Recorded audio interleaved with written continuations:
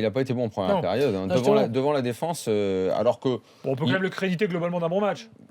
Ouais, on mais- peut en parler Mm. et dire que quand il est monté d'un cran, il a nettement été meilleur, que c'est un très bon changement d'Emery dans cette seconde période. Il s'est retrouvé un moment sans numéro 9 parce que Ressé a du mal à tenir la pointe, ce qui a été un problème pour le jeu.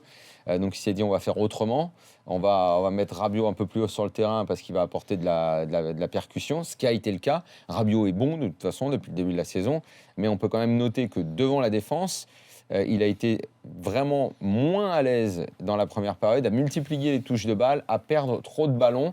Il a déjà été bon devant la défense. Sa meilleure place à l'heure actuelle, je pense que c'est plutôt relayeur un peu plus haut, mais je n'exclus pas, parce que je lui vois absolument toutes les qualités, comme je les vois à Verratti aussi. C'est plus un problème mental de jouer dans cette position-là devant la défense, c'est qu'il faut jouer plus simple, Plus dépouillé. exactement, plus dépouillé. Et pour l'instant, Rabiot et Verratti, qui sont un peu jeunes, ont du mal à dépouiller leur jeu quand ils sont devant la défense. Des deux, je dirais même que c'est Verratti qui devrait jouer là.